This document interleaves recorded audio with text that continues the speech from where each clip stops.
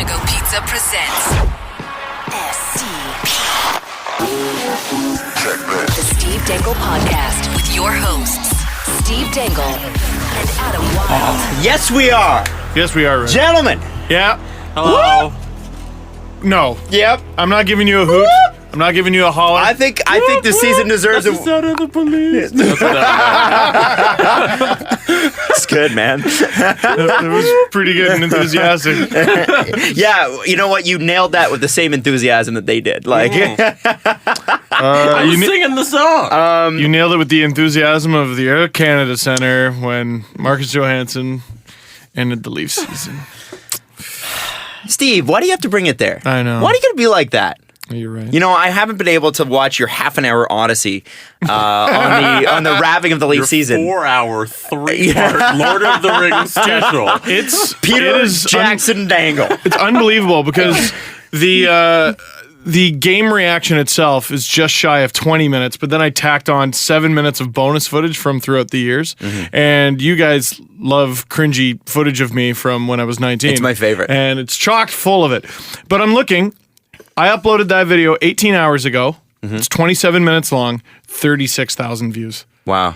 It's absolutely unbelievable. And there's a part in the video where I get a little emotional. And all day yesterday, people were tweeting at me going, oh my God, when you got emotional, I got emotional. I'm like, that's 17 minutes in.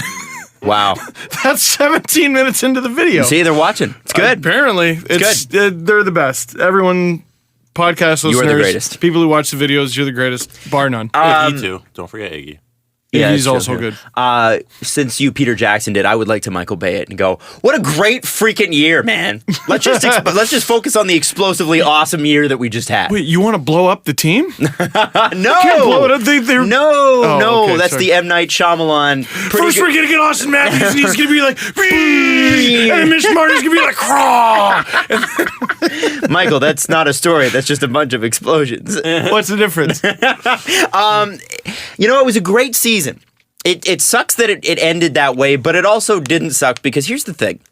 What's the thing? I mean, yeah, you want it to go to Game 7. Yeah, you want the Leafs to win the series. Yeah. However, I think that's it. 5 or 6 games go to overtime. You're going to have, when that happens, especially a team like the Leafs who are snake bitten in overtime, you're going to have losses. Like it really, like you can't expect to go to 2 or 3 overtime games and not lose one of them. So they lost, and they lost to a team that I think, quite frankly, overmatched them in the end. However, it wasn't the big gulf in between that people thought it was going to be. It wasn't the sweep. It wasn't the Caps in 3. That series could have gone either way. It was the definition of a could have gone either way series. Absolutely. The Leafs are doing, just so you know right now, press conference, kind of end of year stuff. Austin Matthews has already said he wants to work on his explosiveness for next year. But he's not going to start skating for a little bit. He's going to, take some time, hang out with his family, and it's probably good. He's played World Cup and then regular season and then playoffs. Yeah. It's a lot. He's played about 100 games since he was drafted. That's crazy. Yeah. That's amazing. Is it more than that? I don't know. Okay, so it was 88 regular season and playoffs with the Leafs. He got, I don't know how many exhibition games, 1 or 2, and then... World Cup? 6 World Cup?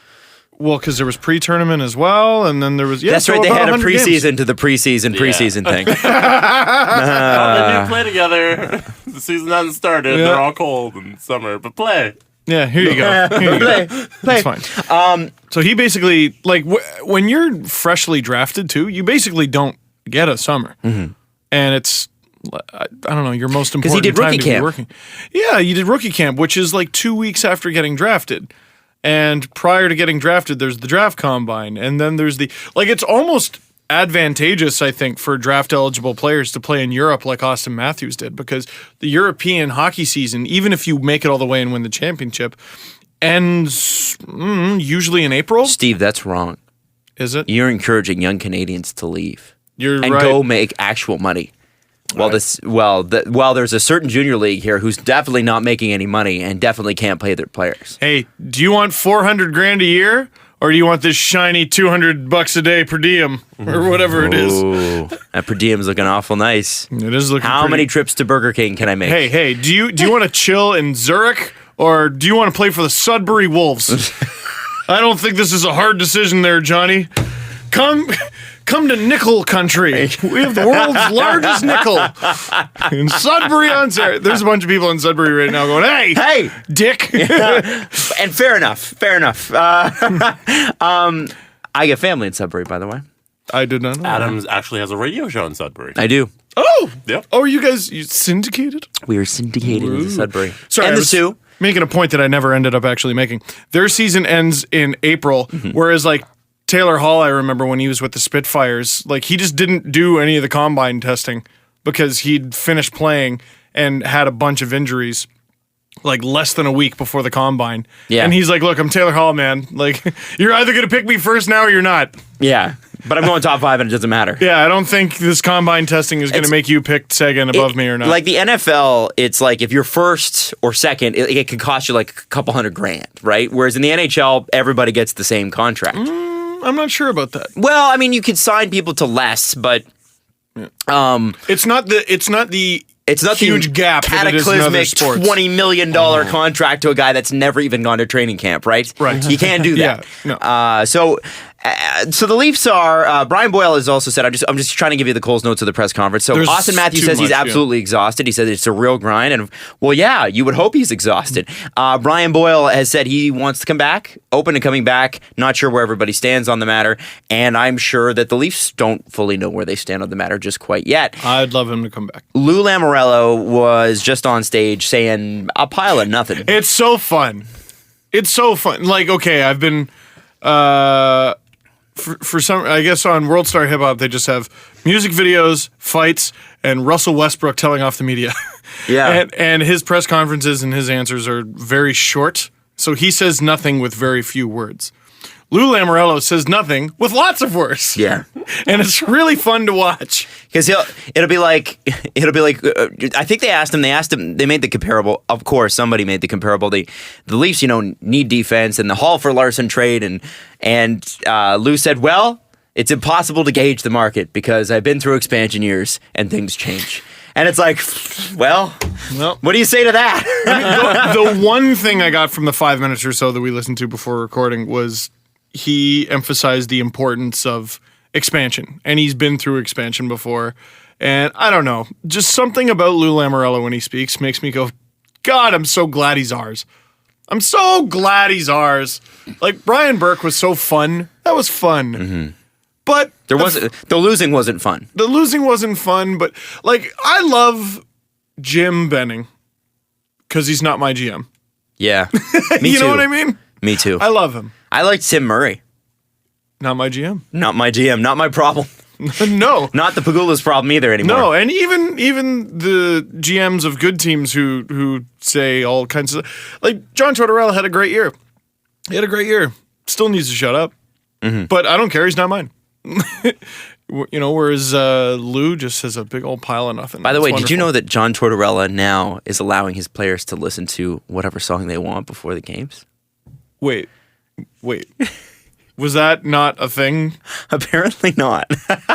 Apparently John is adverse to newer types of music. That's the rumor. And he's more of a fan of, surprise, surprise, rock from a bygone era. Now, me too. I love rock from a bygone era. I think a lot of us do. But Between the Rangers and Blue Jackets, how much Emerson, Lake, and Palmer do you think Brandon Dubinsky is listened to? Over I'm going to play a song for you called Jump. Yeah. And I want you to really listen to how great this song. It is a great song. But, can you imagine having a guy that's that controlling? Yeah. I would encourage you to look at, while we're on the subject of the Blue Jackets very quickly, I would encourage you to look at their record since the winning streak ended. Oh, is it bad? They're very average. They're very average. Well, they were, didn't like, you look so think good about in it, the when they playoffs. won, they were like, when they were winning, they had, I think it was it 20, what were they, how many games did they win in a row? It was like 20, 16? 16, but 16. they were something like 25, 5-4. They were absolutely ridiculous. Like, nobody should have caught them. Well, Nobody The should have caught them. question after that little streak was you can't maintain that. You No, of course obviously not. can't maintain But that. when you have a streak that big, that's all you need normally. No one should be able to close the gap. But the question was that they were certainly going to drop off. That was for Yes. certain. How much? Well, the answer was apparently quite a bit. A little bit. Minnesota too. Oh, for sure. Can you believe both those teams are gone? I can. I can. Thanks, Pierre. I can. I can The reason I felt like because their PDO is unsustainable. I felt like they was were. done. I think both of those teams going into the playoffs felt a bit fragile. They just felt like they didn't, whether or not they had the talent or not. And I'm not going to debate that right now. Whether that was luck, high shooting percentage, high save percentage, because that's what you need to win is high shooting percentage and high save percentage. Jake Allen too. Because the Wild did sort of outplay the Blues. Oh, they and outchanced them. They wiped the floor with them and lost in 5. Doesn't make any sense. Like, okay, what would you feel better with? Like, let's assume the Preds beat the Blues and the Blues are out in round 2, okay?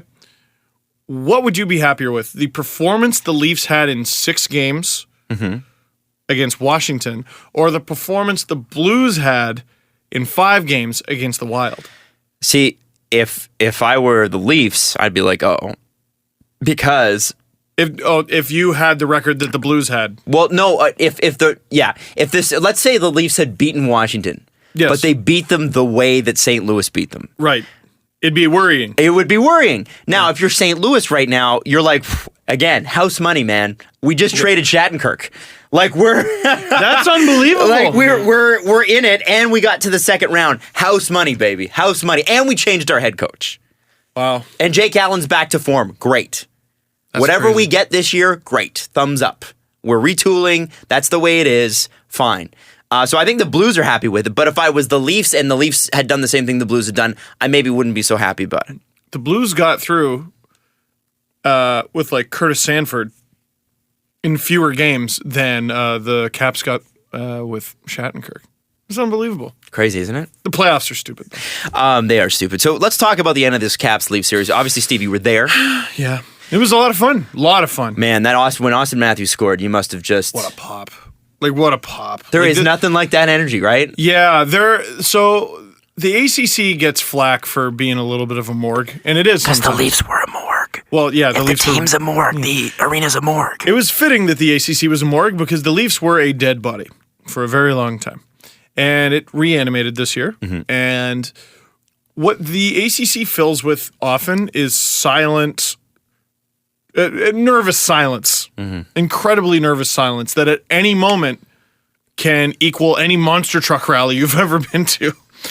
The second the puck hit the stanchion, I would love to see like a decibel reading of like from right when Riley dumped it in to the stanchion to he scored.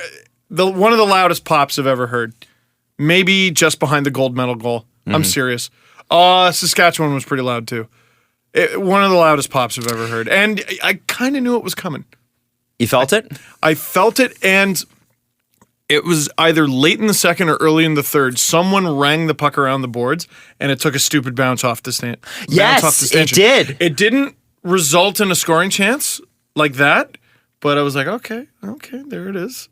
And then sure enough, Riley, dink. I never heard his quotes after the game. If I was Riley, I'd be like, I knew. I did that on purpose. I practiced that. I'm the hero. You're welcome. When Johansson scored and ended it.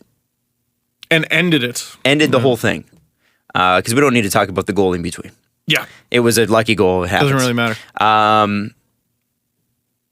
The feeling in there must not have been dejection.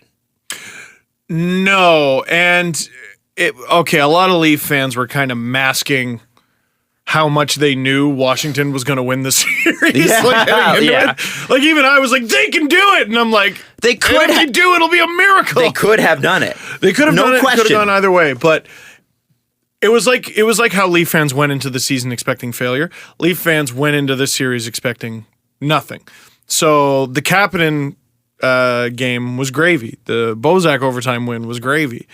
But when Johansson scored, it was about a moment of swearing under the breath and then, All right, well, they had a good season. They had a really good, shoot. Like, I knew it was coming, and it came later than I thought, so that's good. That's good.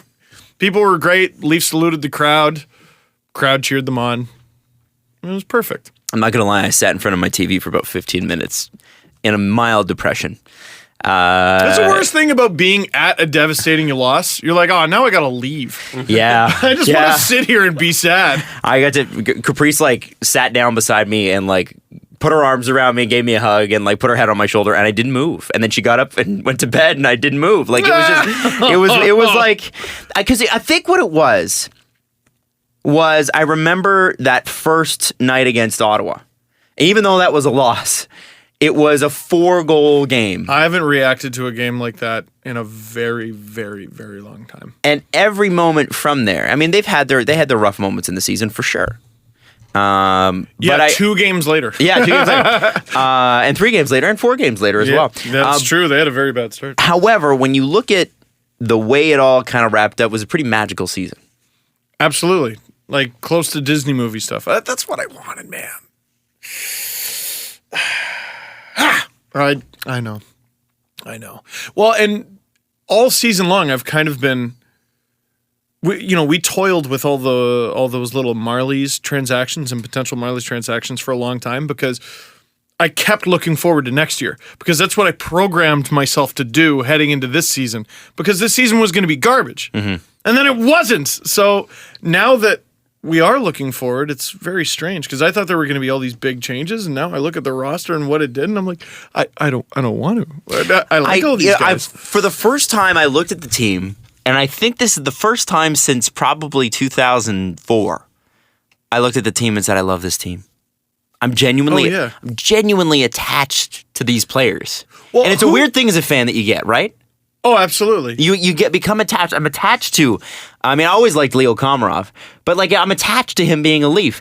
When James Van Riemsdyk is no longer a Leaf, and that's going to come in the next year and a half. That's going to be weird. It's going to feel weird. If that is what happens, it's probably what's going to happen. I think the Leafs are going to have to make a couple cold decisions this summer. I don't think it'll be popular decisions. I don't think it'll be hard for Lou Lamoriello to do that. No, exactly, and that's another reason why I love having him. I love having him. He has no problem doing that. Dude, I haven't traded players in video games because I had an emotional attachment. Yeah, right. Attachment to fictional, not real players. Lou Lamoriello will. Oh, how's your child? Oh, 1 week old. That's nice. That's too bad. Get out. Yeah. Okay, so we I don't know if that's actually since we're at the end of the season. Yes. All 3 of us. Best moment, favorite moment of the season. Favorite moment. 4 goals because we were all together in a theater watching it. Were we? No, we were not. That was Mitch Marner. That was the second game. Were we not together for 4 goals? No, we were not. I was watching at home, messaging you guys, going, "Ah!" You're confused because we saw another Ottawa game later in the season. We saw Curtis McElhaney's first game, which I'm sure you all remember just as well. Anyways, 4 goals is my favorite moment. Probably mine as well. I was going to say Curtis McElhaney's first game. Well, because we were in London. Well, we were in London, and it was. I just remembered the relief settling over me, like. Because we thought this guy was a lemon. Yeah, I'm like, we that solved the problem. That solved. It did. Like a lot of people still aren't convinced. He did it though. He did it. And whether he can do it again or not is immaterial. Exactly. He did it then. Let's be honest. The Leafs got a little lucky with him. Mm-hmm. Who cares? He did it. Oh, you gotta be lucky to be good. Gotta be lucky to be good. You gotta be good to be lucky. Cujo, Tabaracci. Gotta love Don. Herbert. I know it's Bear. Geez, the Centennial Classic was a lot of fun. Mm-hmm. 4 goals was crazy. I'm like, that is obviously the best. Mm-hmm. But I'm trying. I mean, that's going to be everyone's favorite moment. You know what's another great moment? The Conor Brown goal to put them in the playoffs. Game 81. Oh, that was really good too. Oh, that was so good. And there's going to be a lot we don't think. Like, Florida was fun. just because when they blew the Florida game, then they came back and won, and everything was fine again. Yeah. That was a good moment. Remember the abject depression we had on the show? Oh my god, it was so ridiculous. Another great one was Marner's first goal, and his mom missed it. Oh, That was great. Yeah. And one of the best sellies of the whole friggin' season. You know what I loved, and this is selfish, but whatever. The feeling I had making the first LFR of this season.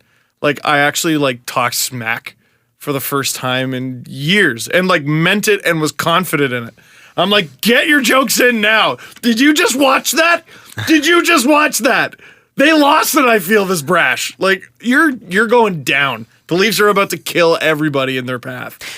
I didn't think it was going to be this season, though. No, I didn't think so either. Well, here's the thing. I gave them, personally, and I remember this, we had the conversation before the season started. The podcast before, we said, all right, what do you give the Leafs? And I think at the time I said, well, it's 50-50, but I give them about a 25% shot. I think And that's Jesse what I said too. was like, nope, they're going to make the playoffs. Yeah, but I always say ridiculous things like that. I don't know how much value that holds. It doesn't matter. You got it. Well, I mean, if you said the Leafs were going to make the playoffs heading in, Yeah, you would have been crazy. well, but crazy. also, no one would have really faulted you if you were wrong, because that's what we all thought was they weren't going to make it. Yeah.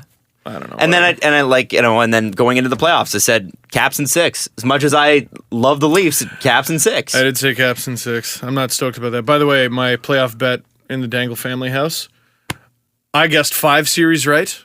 Mrs. Dangle guessed 3. Iggy guessed 3. Wow. So, Iggy's tied with You're my wife. beating a dog. Hey, my wife's not. Nah. Mrs. Dangle is not. You lost a bet with Russian Machine Never Breaks, the blog. I did. So what's the bet? Because I know you've changed your avatar to actually. Oh, it's crazy how much you and Ovi look alike. That's How dare you? I think that's almost you. Don't you Are think you can being make sarcastic? You could make that not totally. Hey man, Ovi does okay. They don't look alike, though. Ovi is a millionaire person. If you look at from far away, it looks alike. No. I think it does. I am a white person with brown hair. Yes. Did I just racially profile you? You did. Okay, sorry, Frankly. man. How How's dare it you? feel? Well, okay, how's it feel? Dude, I get people sending me, you look like this person, you look like this person, and that's the one thing they all have in common. And none of them look alike at all. They don't even look related. But I'm like, Well, okay, Tavares. Dude with brown hair. Tavares. dude with brown hair. Or they'll be like, you got brown hair and blue eyes. That's nuts. You're not blonde? What? John Tavares, man. John Tavares? Yeah, that's similar. I cut that from my 27-minute video. Oh. The story I told when I held up my program and I'm like, oh yeah, I got this program autographed by Kelly Rudy and Scott Oak. The story I told after that was Kelly Rudy at the 2007 NHL Awards walks up to me and he just starts talking to me and just starts randomly asking me questions about how I'm doing and yeah, you look like you're doing pretty well out there and I'm just like, does Kelly Rudy watch my fucking videos? Like this was my first season. And I very quickly realized, who does he think I am? And he just goes, oh, you're not him, are you? I go, who? He goes, John Tavares. I go, no, I'm not John Tavares. So this was in 2007. Crosby was in his sophomore year, just won the Hart, and a 16 or 17-year-old John Tavares recorded a message for Crosby that was played on the video board. Oh. So I guess he was like, oh, John Tavares is here. That's amazing. Oh, he's not nearly as athletically built as I thought. He's got some weight room training to do. Yeah, That's for sure. he's There are got questions about the fitness. Got a body like a bag of milk. That's my new favorite term. Okay, so you lost the bet though. So you've changed your avatar. Yes, so it was just to the Russian Machine Never Breaks logo, which is Ovi's black and white face with red around it. And then that confused far too many people, so it's the same thing but blue. Blue. And I had to take a picture in like my Russian Machine shirt and all my Caps stuff around me, and I was very sad. You made one thing, an interesting comment before the series started, and I have to say it held true. As much as the Leafs and Caps had their moments, and the fans had their moments, it was the most respectful exchange I have ever seen. At the end of it, I was left going, I kind of wish this was more nasty. Because now they need to be prepared for a nastier opponent. But remember And when they it was didn't get that. the Leafs and Sens and how bad that could have been? Like that could have been bad. sliver of time where it almost was Leafs and Sens and already Twitter was at each other's throats. I was like, oh no. No. This could be bad. After the Columbus game, when it was confirmed it would not be Leafs and Sens, is when it picked up the most. And I'm like, wait. Yeah. Sorry, we're not playing each other, guys. Like, what's going on here? Caps fans were nice, and And saw. it was classy tweets from the Capitals themselves. Loved them. And for the most part, I saw Leafs fans being very courteous to Caps fans. But my favorite thing, I saw this article. I want to say the Washington Post. They wanted to interview because I think it was the Game 4 overtime win. There were 3 Caps fans going, yeah, like right at the front of the square in Maple Leaf Square. Yeah, I remember that. And Watching that. I guess they wanted to be like, oh my God, what happened to you after that? Because then you had to walk through a sea of Leaf fans. And they were like, oh, we got booed. And then a few people told us to go home. And like the entire comment section is just, that's it? That's it? In Philly, you would have got your ass beat. In New York, oh my God, what the hell is this city?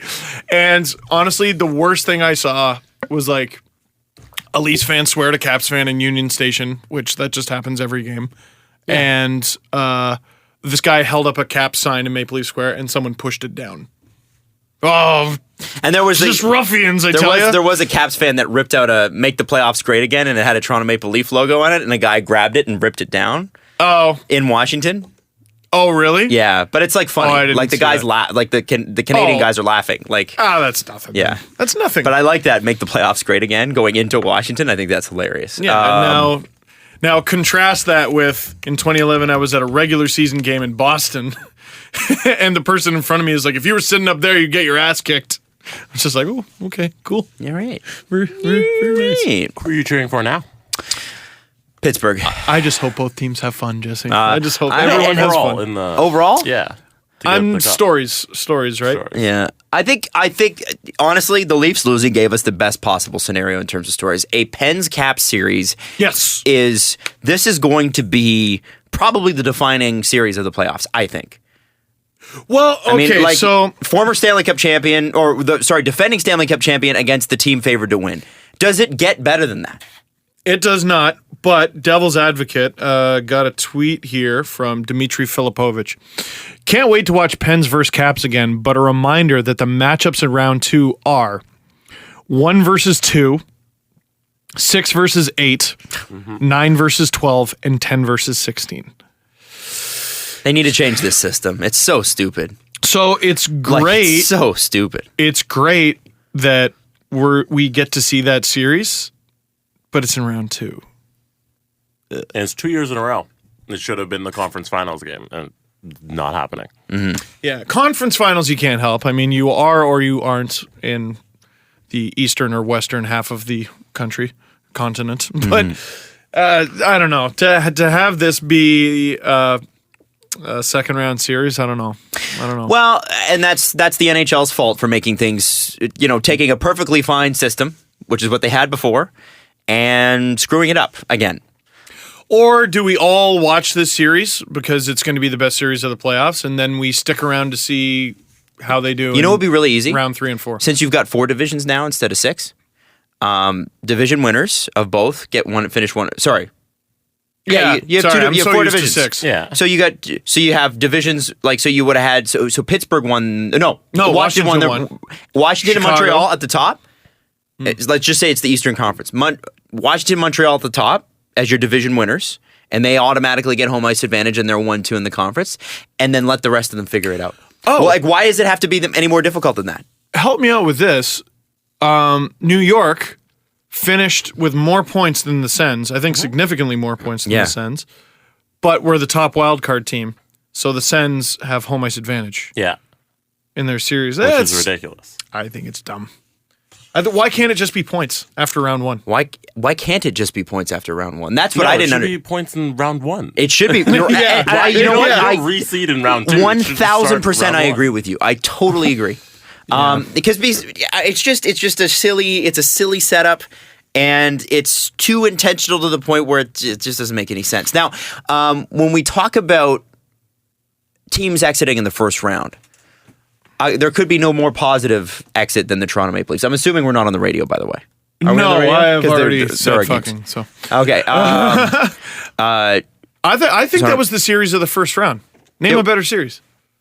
So that's Ottawa a Boston that's a was all right. positive. Were pretty good. Yeah, Yeah, that was a a good great one. series. I was upset that was on the same night as the Leafs. That made me upset. Yeah, if I was a Sens or Bruins fan, I might have argued Yeah, that one. That was but fun, and there was some hatred there. It was good. Yes. So I don't know if there could be a more negative exit than the Montreal Canadiens, because to them this year.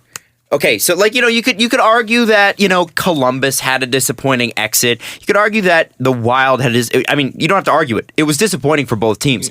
But Montreal losing in the media center that Montreal is, with the expectations that the Montreal Canadiens probably unfairly put on themselves.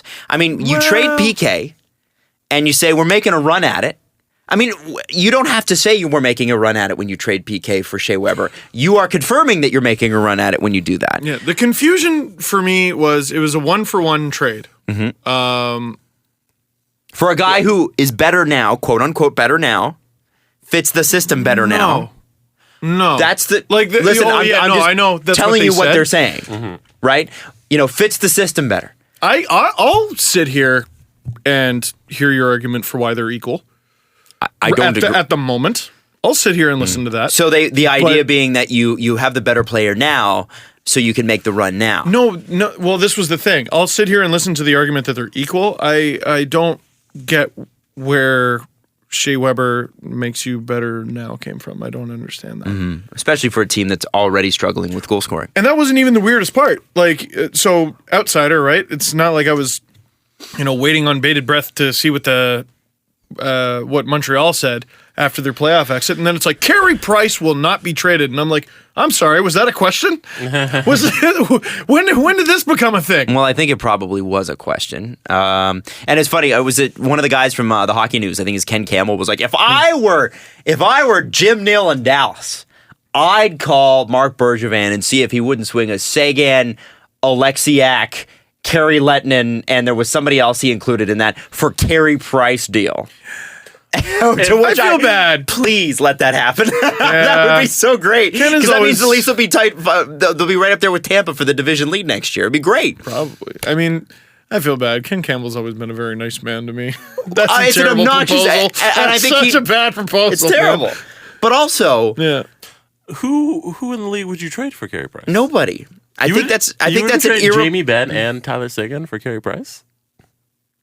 I think it's an irreplaceable talent. I think we see what Jamie Benn and Tyler Seguin did in Dallas. They can't even make the playoffs. And those two are expensive together. Yeah. So is Carey Price after this season when his contract Sure. But you win with Carey Price even paying him top dollar. One thing I've looked at, so I wrote something last night. It was young up-and-coming teams over, in recent memory that were bad, made the playoffs, and then what happened after the first year they made the playoffs. Pittsburgh was very linear progress. Missed the playoffs, lost in round one, lost in the Stanley Cup final, won in the Stanley Cup final. Chicago missed the playoffs, Western Conference Final Cup. Tampa was a cautionary tale that the Dallas Stars should have paid attention to. I think it was the 2010-2011 season. Yeah, it was the year the Bruins won the Cup because they played Tampa in round 3. Tampa came out of nowhere and just were an offensive juggernaut who could not stop a beach ball. So on New Year's Day, they go out and they get Dwayne Rollison, who was not good, but he was decent. He was better than the tandem of Mike Smith and Dan Ellis that they had. So they had goaltending. But then after that, they had 2 years of brutal, like sub 900 goaltending. But Marty St. Louis is still scoring like Marty St. Louis. Vincent Lecavalier isn't the guy he used to be, but he's still good. Stamkos is just getting better and better. There's a lot of young guys showing promise. Goals were not the problem. The Dallas Stars can score goals. Can't stop the damn puck. Just breaking news here from our parent company. Well, parent company that Jesse and I work at, and Steve, you work at, but not for this podcast. It's a very weird setup, but anyway. Parent company Rogers Media has just announced, this is from Rick Brace, that because they announced this 5-year deal to have the Vancouver Canucks broadcast on Rogers radio stations there. Yeah. At the time, though, people were like, okay, where? Because we only have FM stations in that market. How would you do that? Well, it turns out Sportsnet will be acquiring a radio station, and they will name it Sportsnet 650. This is CISL AM radio in Vancouver. They'll be buying that from Newcap Incorporated. Now, CISL in Vancouver. If you're from Vancouver and you're any, if you're past 25 years of age, you know CISL. It is a legendary frequency out there, but it will be rebranded to Sportsnet 650. Damn. And it will be the third all-sports radio station in the Sportsnet chain. So that includes 960 in Calgary and 590 here, which of course we're on. So makes me sad. I'm going to lose a couple friends. I know. What do you mean? Well, because they're going to go to Vancouver and work for that station. Yep. Yeah, probably.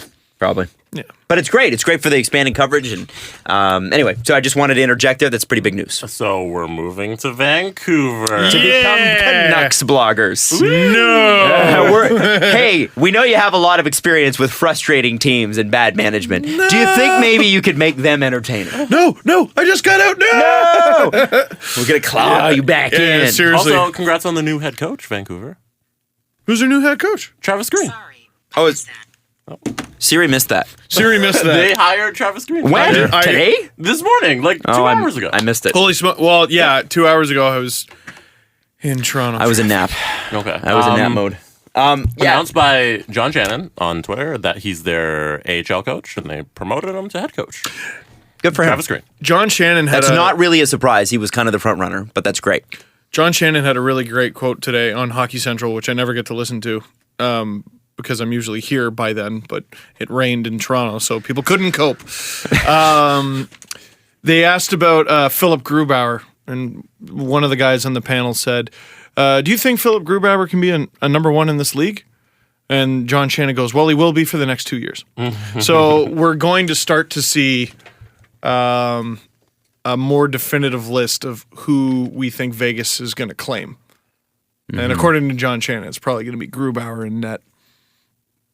Pretty interesting. It is interesting. Very interesting. Okay, so I also want to talk a little bit more about Marc Bergevin's end of your press conference. Geez. I know we got off track, and that's fine. But he did address the lack of number one center. And tell me if this strikes you. Self-induced problem. Tell me if this strikes you as familiar, being a Toronto Maple Leafs fan. They asked him, can a team win a cup without a true number one center? No. I don't think so. Marc Bergevin said this. We might have a different view of what a number one center is. I believe there are teams that have won in the past without a true number one center. So the answer is yes. Philippe Danault took a big step forward this season. He's not a number one center, but he's a very responsible player, and he's still very young, and I think he's got room for improvement. Plekanec we had a conversation today, and he had a disappointing year. He has found his mojo a bit at the end of the season. McCarron is a player Claude and I see as a center. He's big, and he'll continue to develop. Torrey Mitchell, fourth line center, is going to be, and he said Torrey Mitchell will be our fourth line center, and those are our centers as we speak today. So he took it from, can you win the cup, to here are our centers. Can you win a cup without it? And then they asked, in as many, I could have just as easily said Alex Galchenyuk is not a center. Well, that's the thing. But instead, here's a paragraph. He did address that too. And he said that the best place for Galchenyuk right now is on the wing. I think the best place for Galchenyuk right now is Colorado, because I think that Montreal and Colorado are going to revisit the Duchesne-Galchenyuk thing. I think it's going to happen. Really? That's what I believe. Because Matt Duchesne makes a lot of sense in Montreal for a lot of reasons, mostly because Montreal needs a number one center. And that is a deflection spin, naked deflection / spin from Marc Bergevin. But he doesn't make too much sense in Colorado. I think he could. Just in the sense that, obviously losing Matt Duchesne's not great, but I think it's him and something that goes for Duchesne. Yeah, I still don't understand where the fire is in Colorado. Like, why are you suck? You so badly suck. Why are you getting rid of a guy who is good and that young? Like, I don't get it. This isn't a great. I think it's probably because he wants out. Probably This doesn't guy's want to be Nazem there. Kadri's age. Well, if his heart's broken and he wants out, that makes sense. But this would- guy grew up an Avalanche fan. Yeah. Like, I don't know. I would think if anyone could withstand it, it'd be him. Alex Galchenyuk is 23. In February, he's going to turn 24, so about halfway through next season. When is he going to be a center then? When are you going to... It's because that sounded to me open-ended, like you're going to develop him into a center. Mm-hmm. When's that going to happen? I don't think they addressed that. They're so trading this guy. Oh yeah, no. That's why I say Duchesne, because if you're going to trade him, you better be getting a number one center back. Good luck. Well, but so congrats, you get Matt Duchesne, but now you're down Galchenyuk plus, probably plus. I think you're right there. Gee, I don't know, man. I don't know. Montreal is a very confusing team. They're a very confusing team. Confusing or poorly run? Well, this is the thing. Like, even at the beginning of the season, you go, "Oh, Montreal." If you were to tell me Montreal made the playoffs, you'd be like, "Oh yeah, that's not surprising." Oh, but you said they're bad. Oh no, that has nothing to do with it. Yeah, no, and I mean, just the fact that Price was brought up, it was like we are definitely, totally, probably, maybe not trading him. And they did say they want to work on an extension, but Carey Price has not come out and said I want to work on an extension. Not that I saw. You know, Mark Bergevin could take some notes from Lou Lamoriello's press conferences. They say about the same number of words. And they both say nothing. Lou's nothing doesn't get him into any trouble. Mark's always seems to. What's up with that? I don't know. I don't know. I just look at I feel like I look at Montreal and I feel bleakness. Like I don't feel confident. And Montreal is when you get one or two sides done on a Rubik's Cube. yeah, And you feel some sense of accomplishment. But ultimately, you don't realize, no, you're actually far. You're far away from having this done. You're several moves away from having this done. But you don't want to move it because you're like, but these two sides, they look pretty. And I did this. I made this myself. Having never successfully completed a Rubik's Cube, I know that feel. But I have gotten a couple sides. and I felt pretty good about that side. And guess what? I left it untouched. I was like, well, done. So, and hey, it is entirely possible you win a cup with two sides of your cube completed. You get a bounce here, bounce there. One of those sides is Carey Price. So that's pretty good. You might win. You might win. Carey Price, you could argue, might even be two sides on his own. But, yeah, 100%. But if you keep going, keep turning, make all the right turns, might have yourself a cube. A full cube. What's French for cube? You'll have that also. On one side, it'll say cube. On the other, it'll say French cube. Montreal can, too, solve some of these problems drafting. But I wonder if developing. But I wonder if the window's too late on that with Carey Price. I don't know how much longer. Because they're not going to suck enough to get a high enough draft pick who can be an impact Now, but player Subban was quick enough. a second round pick, right? That's true. But then you got to get really lucky. Yeah, you do. Yeah. You're absolutely right. And scouting's getting better and better and better and better. I don't know if I believe that. Well, because their core is there. Do we agree that Montreal has a pretty good core? I like their core. I It's like old. it's Like Andrei Markov is not part of their core anymore, right? Isn't he like 38? peripheral core. You know what I mean? I think he's just been there. I think at one point he was a part of the core. Yes. But you talk about a core, you're talking about the future. All right, so The now and the future. Jesse gave me the cap friendly. Like Thomas McCannis is 34. I think that's a move you got to make. Yeah, holy. Making $6 million Yeah. bucks. I love Pacioretty. We just needed some goal scoring. The entire team needed goal scoring from him and everybody. But You know what though? 28 making 4.5. He's worth way more than 4.5. Patches? Yeah, oh yeah. oh no, you keep him. Yeah. 100%. Volcanic is That's yeah. how many years left? One. Sorry, it's still set to this year, but their season's over. if you trade it's him now, confusing though, for me. UFA. No. Oh, so one more year. Yeah, one more year. Sorry. So you trade Plekanec. He's at like an all-time low right now. He had a bad year. Yeah. Radulov's a huge question mark. Yeah. Andrew Shaw making 3.9 next year, the year after, the year after, the year after, the year after. It does not look as good as I thought it did. Brendan Gallagher is still 24. I actually like his contract, 3.75 for only 1 year less than Shaw. Okay. That's a good deal. How did Shaw get more than Gallagher? Oh my God. Gallagher's probably wondering the same thing. Gouch is a pending RFA. That's not going to be fun. Dwight King, glad you spent assets on him. UFA. Brian Flynn, UFA. Steve Ott, UFA, he's gone. Andreas Martinson, UFA, he's probably gone. Andrei Markov is a UFA. I did not know that. He'll probably come back at a reduced rate. I mean, he's still an NHL player. Well, he's making 5.75. I don't know. I'm just looking at this team, and I see two sides of a Rubik's Cube. Some really good parts. Who is the point scorer on that team? Like, who's the... Patches? Okay, and then... Weber's put up points. Radulov put up a lot of points. Okay, so but Radulov wants more money. Yeah. And he wants term. Yeah.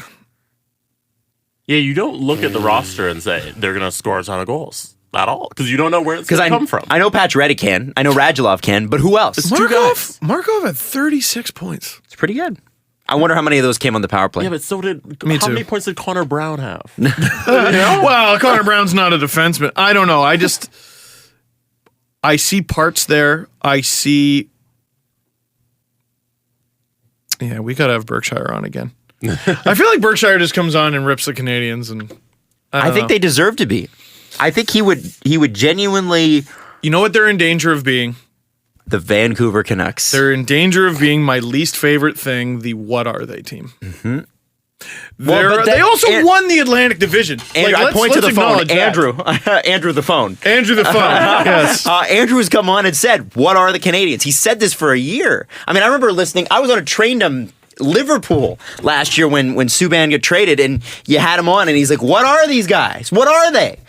And you weren't here for that. I was not. I was so mad. I said to Caprice, I'm like, I love you and I love this vacation we're on, but I am never taking this 2-week period off again.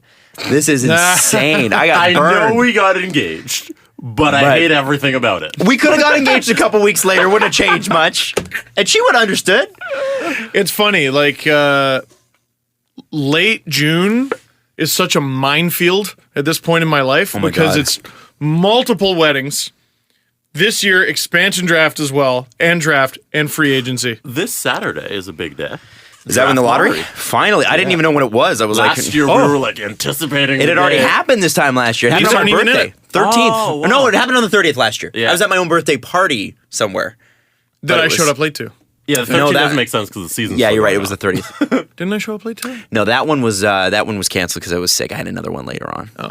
Caprice is a good person and scheduled too. All I remember is literally running around Sportsnet. Sprinting around Sportsnet. Yep. It was a good time. So here's what Montreal needs to do. And this is for a lot of teams. Figure out what the goal is. And it has to be more than just this. This kills me. What's the goal? Winnipeg, to win the Stanley Cup. No. How? Yeah. How? What is your identity? Why? Why? You gotta figure out what kind of team you are. Are you a high-flying team? Are you a defensive lockdown team? Are you I think they think that's what they are. But they should have been the opposite. They should have been high-flying and Carey Price make a pile of saves. I think Because they can do that. I think they thought they were the lockdown team, impossible to score against team because they had Carey Price, they had Shea Weber. They go out they really needed goal scoring. They go out and they get Steve Ott, Andreas Martinson, And Dwight King, Nestorov. You know who they should have got? P.A. Parento. Wasn't Nathan Beaulieu like a Even though healthy he wouldn't have played scratch for at Tyrion. 1.2? Yeah. Yeah. I don't know. I don't know.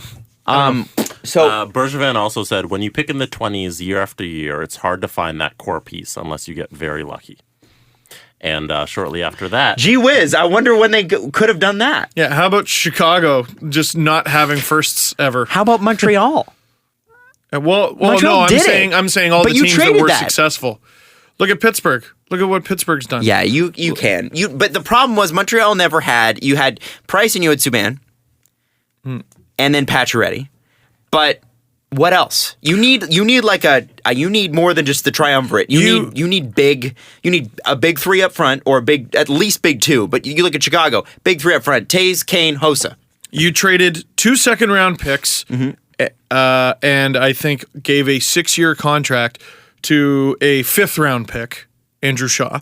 You gave, I think it was a 5 or 6 year contract to another 5th-round pick of yours, Brendan Gallagher.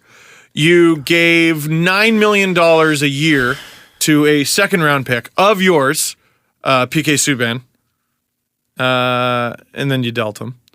Like these guys, they've gotten guys in other rounds. One thing a lot of Montreal Canadiens fans have been telling me for a long time, just Berkshire, not just Berkshire, is they've been real hard up for developing guys in the AHL. Who's their goal scoring phenom? Charles Hudon, I think. He's been lighting up the AHL for like a while now, should be in the NHL and just is not. I don't know. And he's French Canadian. And he's French Canadian. Well, at least I think so. Name like Charles Hudon, I think maybe. Charles Hudon from Wood de Bridge.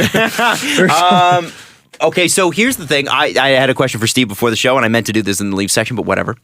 When was the last time the Leafs drafted out of the top 10? And it better not be the Kessel trade. That's what I thought it was, Adam. But no.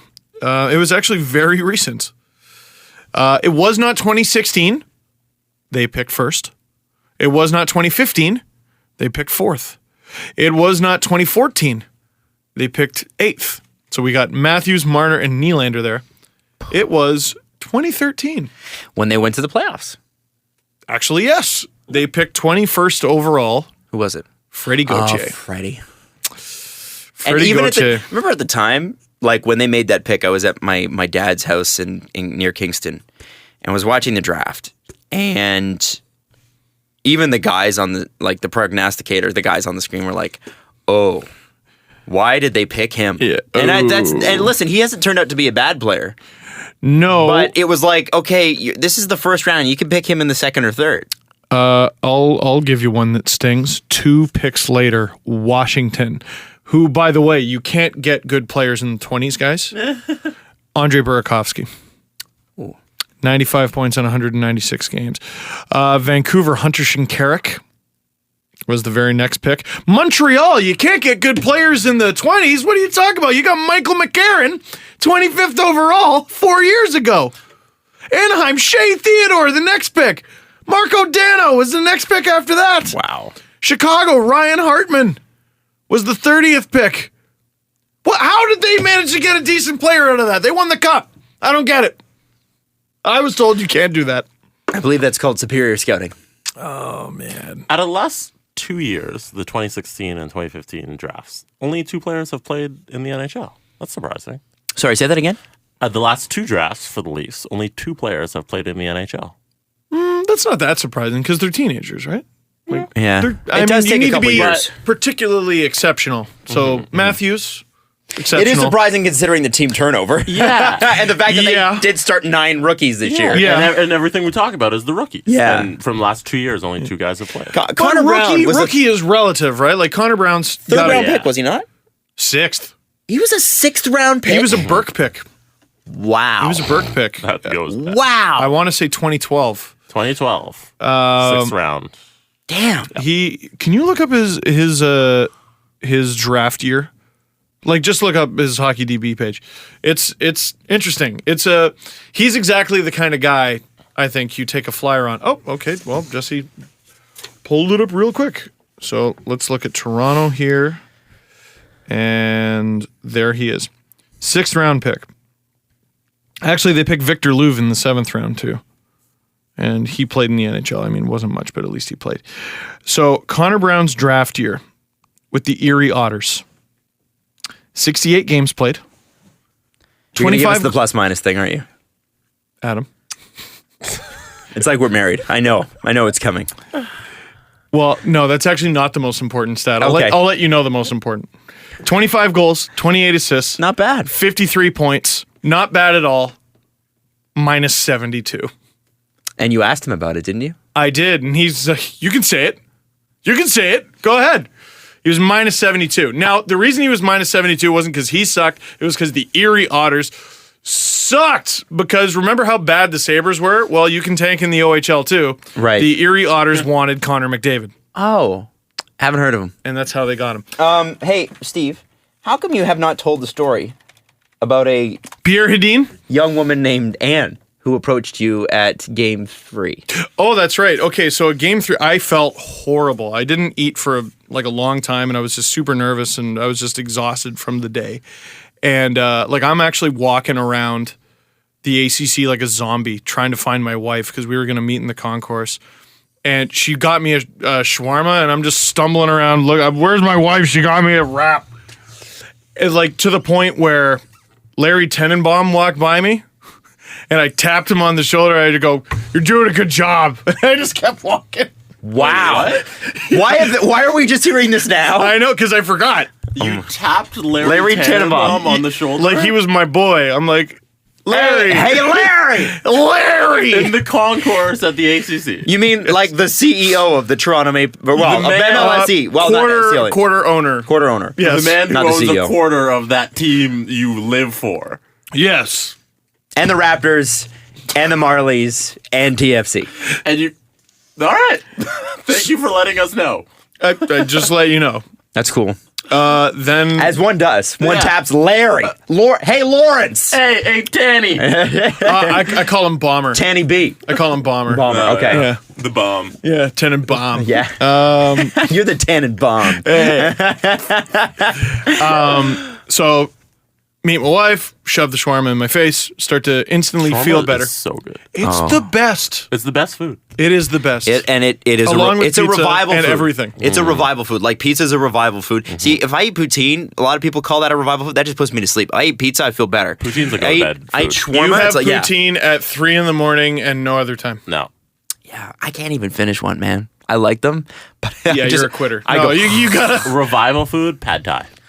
oh yeah! Yes. Oh man, I want some of that tonight. Sorry, I I want was that very now. passionate about that. I want pad thai now. All right, anyway. Okay, now I want know what pad I'm thai doing now. after the show. Good. So anyway, people were walking up to me and, "Hey, watch the videos. Holy shit, what do you think's going to happen in overtime?" And all this. And then this little lady with short haircut, she just goes, "Are you Dangle?" I just go, "Yeah." She goes, "I'm Ann, Connor's mom." And I was just like, "Oh, your son's a very good player." As in Anne Brown, Conor Brown's mother. Yeah. Yes, yeah. Wow. Mrs. Downtown. This is Downtown, the creator of Downtown. Yes, absolutely. Yes, Wow. where Downtown was built. She's the developer. Yes, the key absolutely, developer. absolutely. I didn't know what else to say. You know what?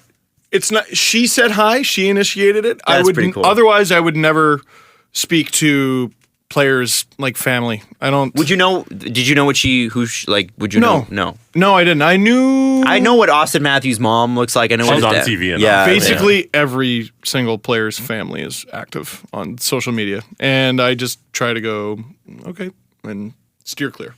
yeah.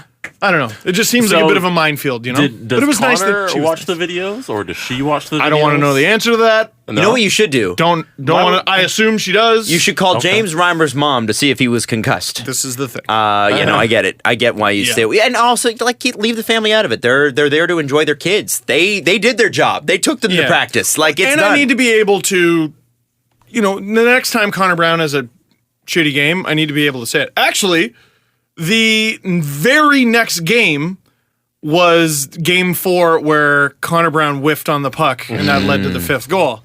So I need to be able to call him out on that. You can't be friends with his mom. Yeah. Yeah. Exactly. We can't be like Twitter buddies. Yeah. So, and that was like the one of maybe 5 mistakes he made all season. But Yeah.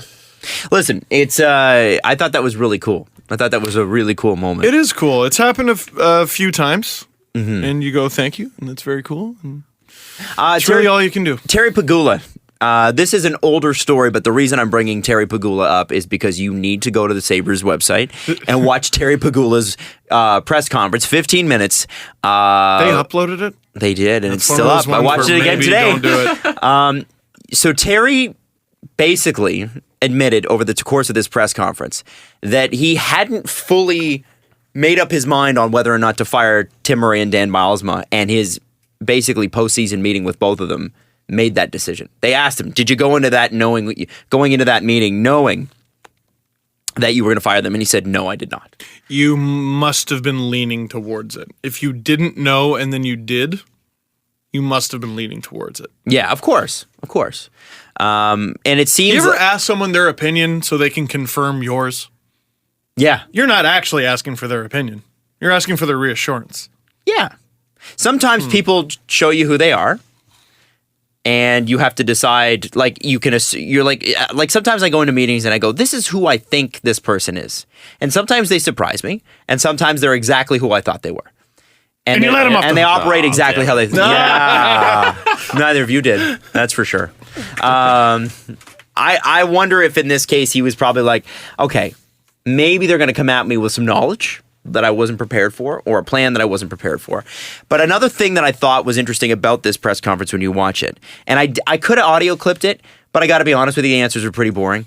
Terry Pegula says discipline and structure a lot. He uses those words. We need more discipline in this organization.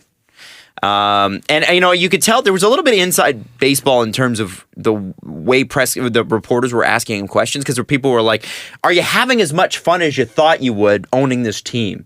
You know, what's been hard? Like, don't you just want to sit back?" It was. I know the press in Buffalo already think the Pegulas are too involved in the Bills and the Sabres. Well, this was interesting because the impression I had been given of the Pegula family up until this very sudden, they're way too active, was they basically help rebuild like a section of Buffalo. Mm-hmm. There's a really nice sports bar that's right up there with Real Sports that they built. Big practice facility, lots of ice pads, doing great things with the Bills, doing great things with the Well, their first Sabres. problem was they hired Rex Ryan. Rex Ryan is a defensive coordinator at best. At freaking best. He and a happens to Trump be supporter at worst. Yeah, and he happens to be a charismatic guy who had a great defense and made Mark Sanchez look like an all-star. Which, by the way, we all know what happened to Mark Sanchez after that. And I just think the Pegulas, in football, people are taking football and they're applying it to hockey. I think in football, they're frustrated because the Bills aren't trying to lose and they're losing. In hockey, they were trying to lose, they lost, and they ended up with Jack Eichel. But they also got a bunch of other things that were not so great. And Did we talk about my tweet about this? No. On the last show? I don't think so. I don't know. What's your tweet about this? Did the Leafs get Did the Leafs get Tim Murray fired? I think the comparison has to play a part in it. I don't think it's the whole thing. I think I honestly am not surprised from the games against Buffalo this season that discipline is something that he brought up. I'm not surprised with the personalities on that team that discipline's an issue. I'm just not surprised. With Ryan O'Reilly's outburst? Yeah, you've implied that a few times. So you're not just referring to Evander Kane. No. It's like, okay, O'Reilly had his troubles. Oh, he had his troubles, but he also got mad at the team. You know, and usually these issues, a lot of blow-ups, eh? These Eichel's issues fiery. arise. Even if that Eichel story about him not wanting to resign if Dan Bylsma was head coach, which, by the way, I don't know. They can deny it all they want. I don't know, man. So, but usually these issues arise when there is a discipline issue. When people are not coming to the rink, if everybody's coming to the rink and giving it 110% and preparing well and eating well and not partying the night before, these things don't happen. So when Sidney Crosby was a rookie, he had Mark Recchi there to tell him to shut the fuck up. And he lived at Mario's house. Oh my God. Yeah. I left Mario's that basement. little chest. Didn't they play together? Yes. Yeah. Briefly. For a year. Yes. Who tells Jack Eichel to shut the fuck up? I got Ryan Gion. Well, I got the impression it was Josh Georges. And Josh Georges is a veteran, but Josh Georges cannot tell Jack Eichel to shut the fuck up. Well, it should be the head coach. Should it not be? Can Dan Bilesma tell him to? Well, he's a cup winner. Babcock could tell Matthews to shut the fuck up if he wanted to. But they have that type of relationship, and Matthews doesn't need to be told to shut up. He probably needs to be told, hey, you want to speak a little bit anytime. It's weird. Like, you'll meet people in your life who will tell you the same thing in a different way. Like, and it just means something differently. Like, I cannot picture, for some reason, Dan Bilesma, the disciplinarian. You know what I mean? Like, I can't imagine him saying something the same way Barry Trotz would or Joel Quenneville. Like, Pat Burns. Like, when I think of someone who could say literally anything and I would listen, I just think of that Pat Burns face. Helps if you have a mustache, I think. The mustache does. Joel Quenneville. Yeah, I did name Joel Quenneville. You're right. Pat Burns, Pat Burns had the great hair too. I don't know. For some reason, I just can't imagine Dan Bilesma, the disciplinarian. I don't know. Well, and I think that there's going to have to be some changes in the personalities in that dressing room. Are they going to hire Daryl Sutter? I hope they do. Me too. I think that's he might all be. I'm hearing. I think he might be the guy, and I think he makes a lot of sense. I don't know who. Here's the thing: He makes a lot of sense for what they want. Do you not need a general manager first? Oh, 100%. And who do you? He's been one. So you get him as a coach and GM. Not a very good. I don't know about that. Calgarians would have an issue. I think with that's done. I think that era is done. Yeah, I think it is too. But who do you get? Who's the GM? And if it is like, is it Fuente? Fuda. Mike Fuda. If it's Fuda, can Fuda tell Daryl Sutter to shut up? Well, they have worked together. Have they? Okay. In LA. What about Dean Lombardi? Well, what a lot of Leaf fans have been going, don't you dare, is Kyle Dubas. No. The Sabres do have money now. Dude. Didn't I suggest that last Yeah, you episode? did. I think you did. I feel like we have had this conversation. Kyle Dubas is not going to Buffalo, man. Remember when you told me it wasn't going to happen? Then you brought it up. Well, because I don't want it to happen. Because Kyle Dubas is not going to go to Buffalo to have his ass kicked by the team he created. I'm That's sorry. right. Yeah, we did have this conversation. There's just no way. And by the way, whatever money the Sabres have, Pagula Sports and Entertainment has, the Leafs have double that money. They'll pay him whatever the hell. No, they have the same amount of money. They're all billionaires, so it doesn't matter. Yes, but the Leafs will pay to keep him. I guarantee it. Lamoriello's done after this year, guys. I can't imagine Dubas leaving. And you know what? I don't think Lamoriello will leave the team. I think he will be one of those guys that's in a role to help augment. Now, let's say that it was partially the Leafs that got these guys fired and brought about these changes. Want to bring in one of the architects? They're not going to get him. I'm sure they're going to try. Love to. I think they're going to try. They're not going to get him. It's not going to happen. The Leafs are way too competitive in their front office now. There was a time when they were complacent. Now, it is no longer the case. I can guarantee it. Guarantee it. I feel it in my bones. They're going to have to. And if I were them, a Dean Lombardi, Daryl Sutter thing doesn't look so bad. I love Lou. I really do. But I look forward to the day Kyle Dubas is GM, so I don't have to think about this anymore. And then I'll be worried about losing Mark Hunter. You won't lose him either. I don't think so. Remember, these guys want to be here too. I think so too. And again, if Kyle Dubas had to go there, imagine how much retooling he'd have to do. They're a couple years away, I think, unless they have a great that'd summer. Be interesting because And Robin, listen, I said I think people disagreed with me last episode. I think with regards to Robin Leonard. He's fine. I don't think he's bad. I just don't think he's worth the price they paid, and I don't think he's the guy you want. I question when I see him blow up on the ice in front of people. You want to talk about discipline? That's a problem. Yeah. And you need your goalie to be ice cold.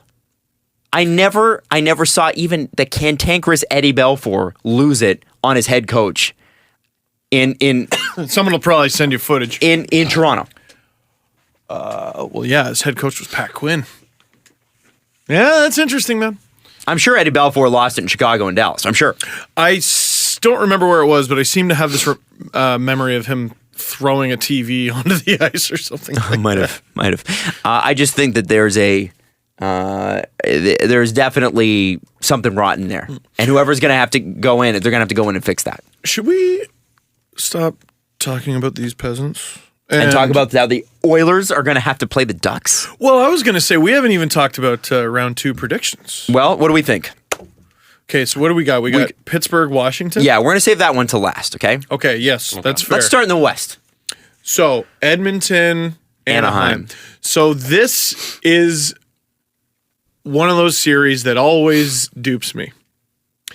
Because we got the team I did think would make it through in Anaheim, and the team I did not think would make it through in Edmonton. Naturally, I'm going to go with Anaheim because I thought they would make it through. But the way the Oilers handled the Sharks, I did not think it would be that easy for them. Here's why I think it's going to be Anaheim. Yeah? The Ryan Kessler, Connor McDavid matchup. No one can keep up with him. Like it's not Connor about McDavid is keeping up. Another thing. It's not about keeping up.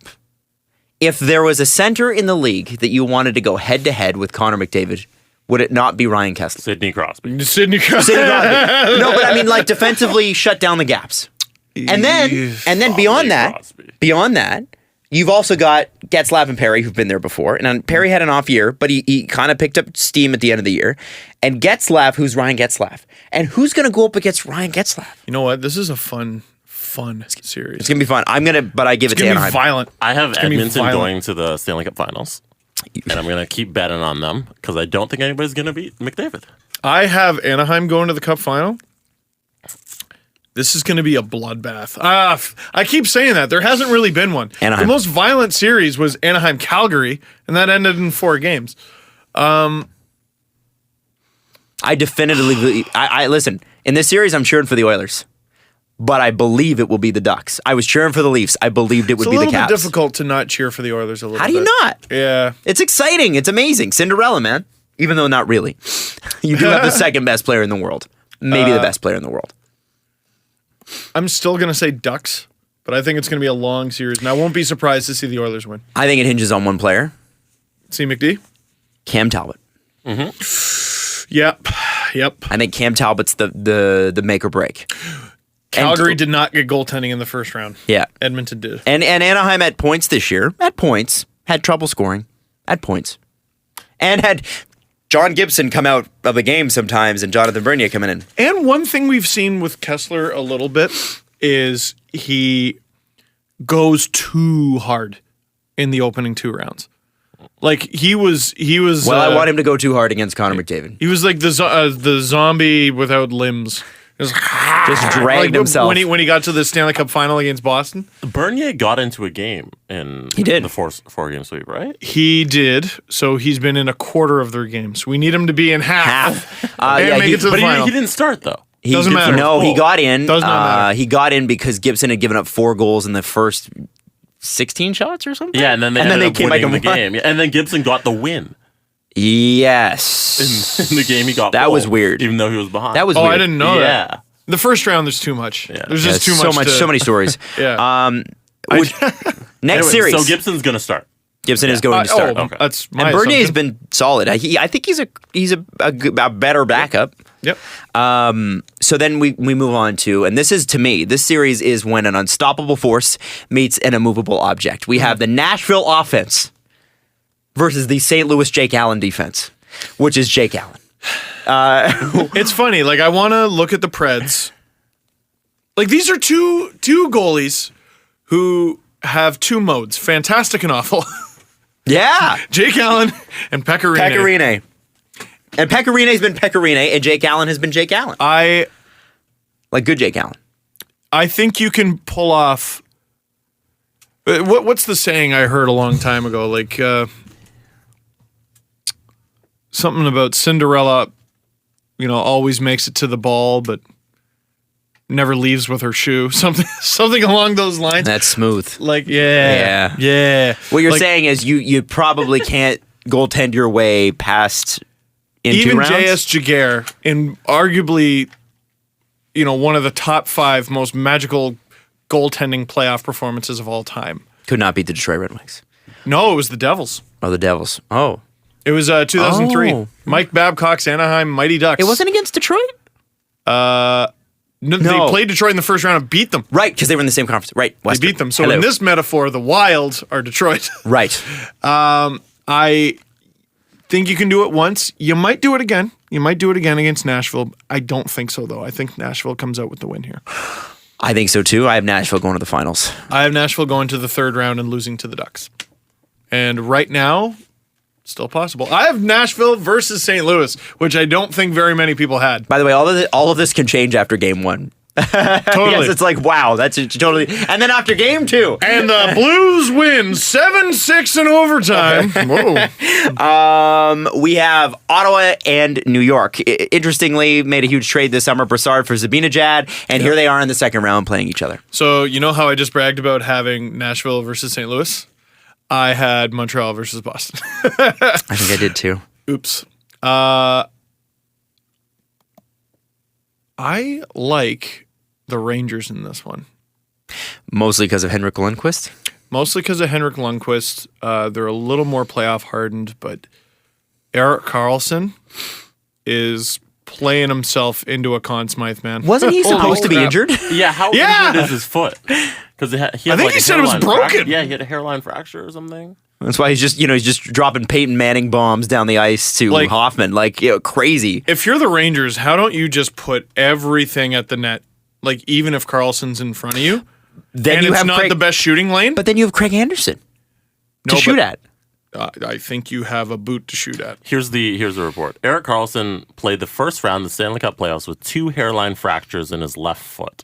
The 2. defenseman revealed reports on. He shouldn't have Sunday. revealed that. Yeah, that was Why dumb. did he reveal that? He suffered the injury on March 28th against the Flyers while blocking a shot. Always against the Flyers.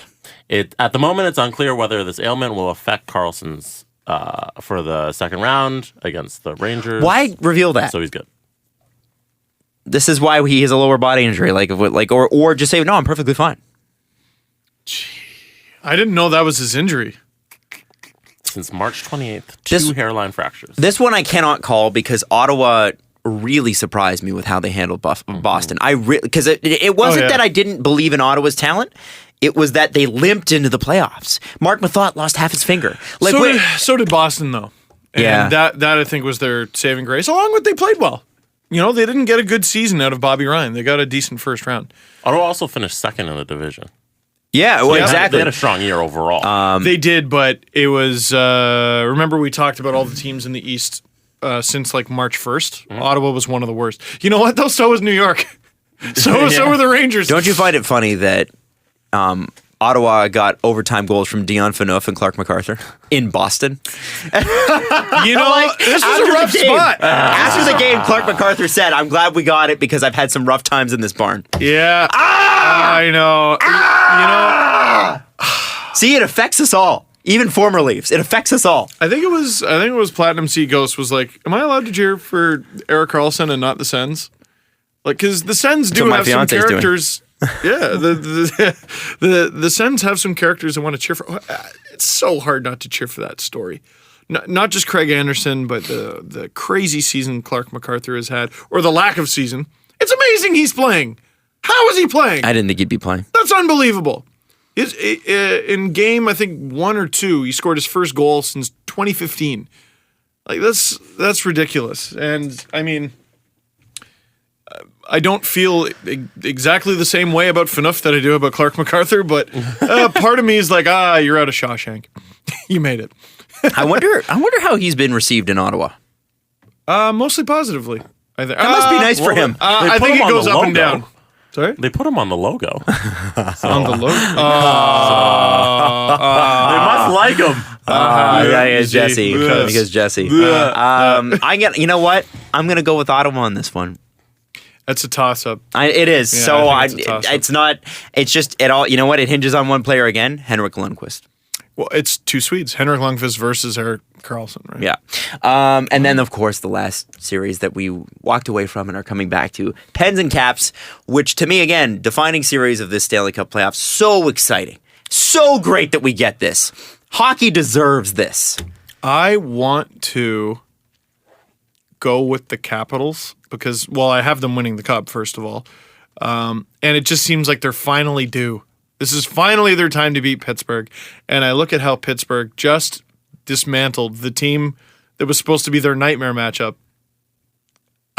No. Without Chris I Letang. think it's them again, man. I think so, too. Oh. I think it's Pittsburgh. Now, is there an argument to be made that playing the Leafs in the first round helped Washington? And going one extra game, but not 7, makes them a little bit more battle ready than Pittsburgh. There's an argument to be made, sure. I mean, it's not like Pittsburgh. They know what they're getting into. They've been here before. They were there last year. God. Did they sweep them or was it 5? I don't know. I think it was don't a remember. sweep. Jeez. Again, so many things happen in the playoffs. It's like blur. Also, that was a record, by the way, for most overtimes in a first round. The Leafs and They Caps? tied it, yeah. No, the whole first round. Oh, 18 Overall, or yeah. something, wasn't there? Yeah. Was it 18? I think it was 18, which is amazing because there were no 7-game series and there were 2 sweeps. Wow. Pretty incredible. Yeah, I am searching. You ever try to convince yourself and you have a really hard time doing it? I cannot, in my head, make the Washington Capitals beat the Pittsburgh Penguins. I have to see it first. It went to 6 games last year. Okay. Their series. Yes. I cannot. You know what? The Leafs, and the last 2 games were not a good example, but the Leafs had too easy of a time scoring goals against Washington. I thought that would be the big problem. It's a crowd in front of the net. And when you've got, was it Gensel and Rust and those guys? I think those guys can cause havoc. And then you have great shooters. You've got Phil Kessel's shot. You've got Evgeny Malkin's shot. You've got Sidney Crosby's shot. That's all you need is those 3. Power play versus power play. You're not scared. And the one thing I do think, in seeing Washington up close, Tom Wilson, extraordinarily effective player against the Leafs. Faster than I thought. Nate Schmidt, faster than I thought. Wow, he was great. Maybe not anymore. Well, yeah, he's got a bit of a foot injury. But I did find Washington got a little undisciplined sometimes. You know who I was so disappointed with? Like in terms of, obviously as a Leaf fan, I was like, this is awesome. But someone who was supposed to be such a huge factor and just was not. Kevin Shattenkirk. I was so unimpressed. Me too. So unimpressed with Kevin Shattenkirk. Getting rattled in the media, and then you see it translate on the ice, slamming his stick, saying, oh, we just need to smile and skate away. And then every single scrum I saw, it was him. It wasn't his teammates. They didn't have a problem with it. It was him. 3 assists in 6 games, so it's he wasn't useless or anything. But he is playing third pairing, although I guess on Washington I wasn't sure. And on the power play though, Yeah. and he was key in one power play goal in particular. You know what it was? It was the power play where Ovi was in the box, and Shattenkirk took over the Ovi spot, realized I don't know what the hell I'm doing here, and he switched with Karlsson. Karlsson and Oshie swoop in and they score the goal. But I was so completely unimpressed with the guy they got to be all in. I was not impressed at all. Mm-hmm. And everyone's talking about, Leafs going out and getting them this summer. I honestly don't think they will, to be completely blunt. I don't think they can afford it, and I don't know if I want them to be able to afford it. Yeah, I think Carl Alsner's a guy that I'm like, meh. Well, and then I spoke to Ian Olin from Russian Machine Never Breaks, and they were talking about how he was like the Caps' worst defenseman this year. Oh. But part of that was him coming off hip surgery. So maybe he's better next year, but do you ever fully recover from hip surgery? This was the thing with Carl Gunnarsson. I don't know. Anyway, I was really unimpressed. I'm going with the Pens on this one. I am too. Jesse, Washington. you're going with Washington? Yeah. Only Washington, to be different, Edmonton, or because Washington Edmonton Stanley Cup final is going to happen. Well, okay, can I go against what I had in my own bracket? Yeah. Because this is the thing. Like, can change your if I mind. get it right, like, no matter who wins the series, I get to go, called it. Yeah. yeah, About what you think right now. Okay, I'm going to go with Washington because that's what my bracket says. But I think Pittsburgh will win. So you're picking Pittsburgh. I guess so. Okay. I guess so, with yeah. Pittsburgh. I'm going with Washington. And I will be correct. Okay. I don't know why I didn't see this coming. Like, why? Again, like, I should have looked ahead. I had Pittsburgh playing Washington in the second round. I wrote down Washington in the third round, but I cannot picture the Capitals beating the Penguins in a series. Why did I do that? Shark jumping moment. And I'm bringing it back to the Leafs on this one. And I want to shout out the pension plan puppets for bringing this up. Yes. So you got some expiring contracts, right? You probably just let Tyler Bozak play, and then you maybe you see if you want to re-sign him or whatever, but you let him play. Yeah. I think you keep Tyler Bozak because what's the problem with having center depth? Pretty cool, right? Especially when your third line guy is scoring 55 points. Now that's a career high. And especially when the Marlies are thin at center. Very thin. You got up the Adam middle. Brooks coming in there, and you hope you'll draft a few more. But you can't draft for position. You got to draft for player. Yeah. Now, if you get Boiler, that's great. But and you hopefully you get Boyle, and hopefully you can hang on to him. So here's the wild card for me is JVR. I don't see any way that the Leafs can re-sign him, and really I don't see how it's going to be smart. I think that you've got to have Nylander, Matthews, and Marner under contract. Nylander is up at the end of next season. Matthews and Marner the season after that. So you got to have those guys locked down for a while, right? You don't want to do the bridge 3-year deal and then pay them Subban money. You want to pay them now, and you want to hopefully negotiate them all down a little bit so they all can stay together, right? And then you have Gardner, who's up after this year or this coming year, I believe. Pretty sure. Have a look. No, I think he's He'll just 2 or 3. sign till 2019. Is that what he signed till? Yes. Okay, and then obviously you've got Kadri locked up, Morgan Riley's locked up. You're going to have to re-sign Nikita Zaitsev. Sounds like they're well on the way of doing that. Connor Brown and Zach Hyman. Are they up this year? Yeah, they're up this year. RFAs, though. I think you can get... Hyman's is an interesting one because you had him on your sort of top line, but he didn't get a whole lot of points. I think they get I don't think they get much more than $2 million, those two. I think that's probably right. So it's fine. Like that's manageable. Is JVR a decision you have to make until trade deadline? You don't. But here's the thing: when you're at trade deadline and you're doing well, okay, because you assume that the Leafs are going to do well. I'm not saying how well. You just assume. Listen, they made the playoffs this year. It's a fair assumption to say that they'll be in the mix next year. Why would you trade a guy that's already entrenched as a part of the team at trade deadline when you're going to the playoffs? So at that point, to me, you don't. Right. So here's your hold on, but here's your option. Pension plan puppets suggested this. You want to up JVR has trade value, scored 30 goals this year, right? Or 29, whatever it was. Along there. So he's got value already. Power forward. If you retain on his salary, JVR is a 30-goal, $2.2 million player. Now, you better get the sun and the moon. Exactly. And that's what I think. Here's the thing. We know the Leafs have cap space to spend. Why not retain, trade, and get the guy you're looking for, whatever the guy is? Do we have cap space?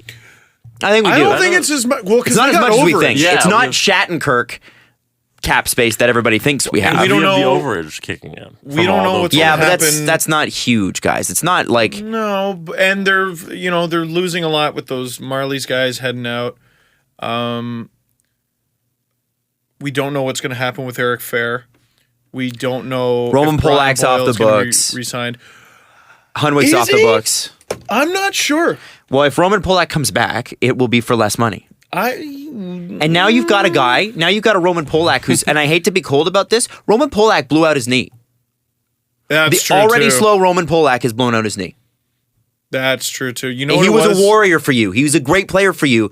But do you? And I'm being cold-hearted here. When slow defensemen get slower, it's not good. But the point I'm trying to make is this. You know who wasn't that bad, and then he got hurt?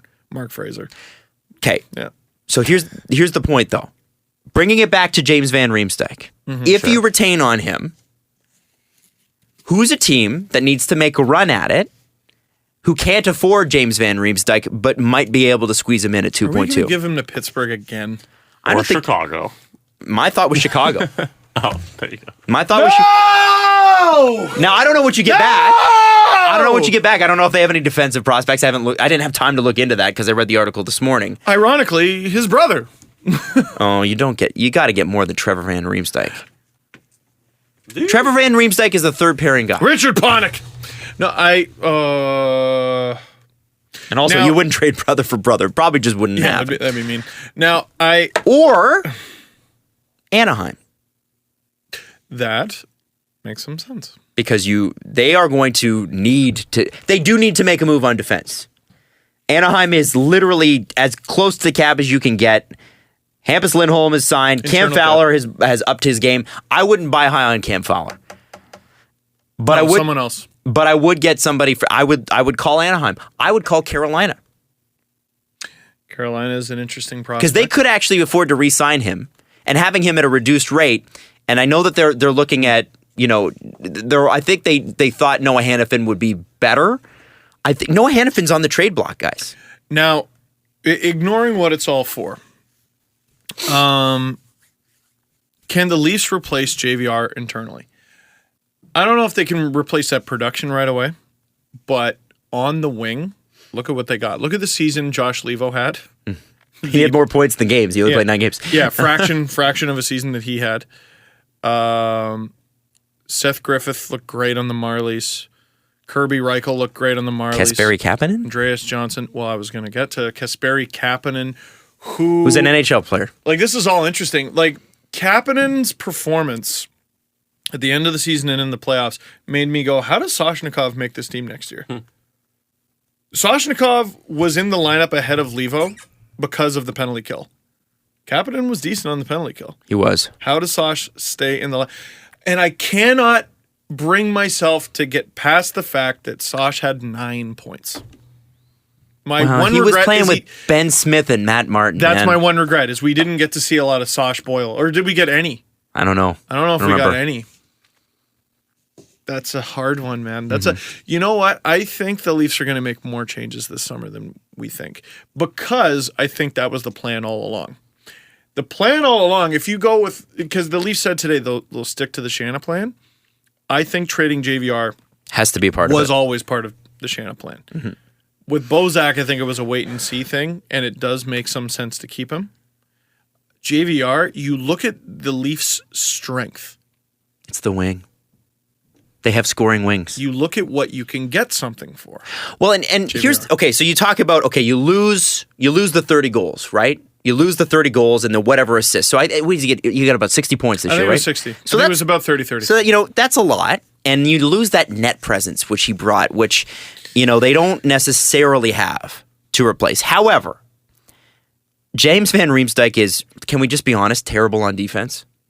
He's disappointing on a lot of nights. And what was it? The Kessel, Bozak, JVR line scored a lot of goals for the Leafs, but I believe did they not allow more than they scored? I believe so, yes.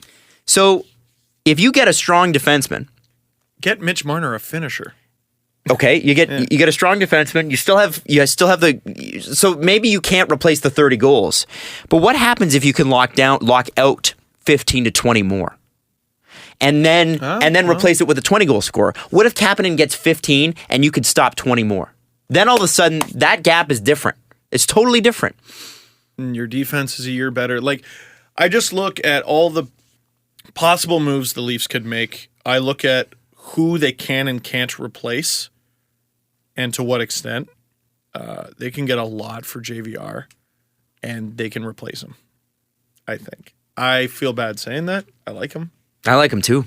But that's their strength. And like I said it earlier, it would suck to see him in another jersey, but it also makes sense. They can't afford to trade a guy like Riley or Gardner. Mm-hmm. They can't afford to trade a guy like, obviously Matthews, but let's go with Kadri.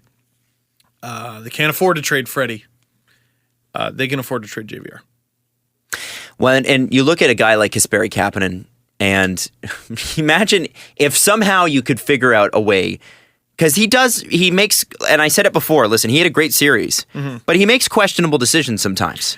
Yeah. If you can get him to improve his decision making, he's got all the talent. I look for the raw. Yeah. And he's this got is the raw. why I'm hesitant to get rid of Sosh too, because he's got the raw skill set. You can teach decision making.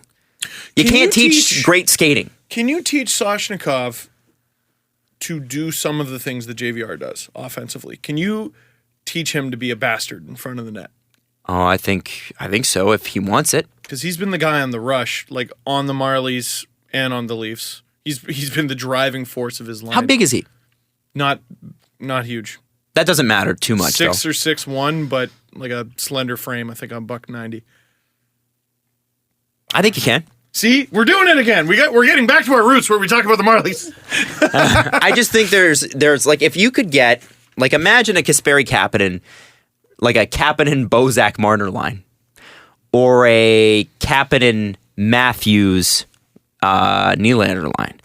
And you talk about like what Zach Hyman brings. He goes and he wins puck battles. He goes and gets the puck. And make no mistake, Gets a lot of Daryl Boyce assists. did he not? Yeah, listen, he may have underperformed in terms of points production this year, but he always wins the puck battle. He I always want him does. on my team.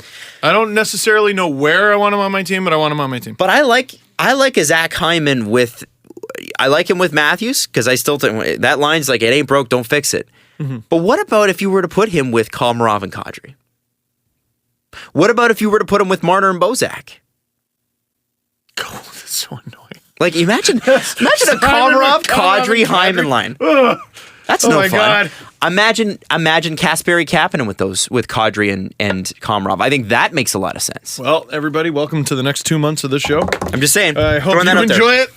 enjoy it. We have to get to the press conference quickly. Let's do it. The presser. Question for Adam. It says at Adam specifically. Okay.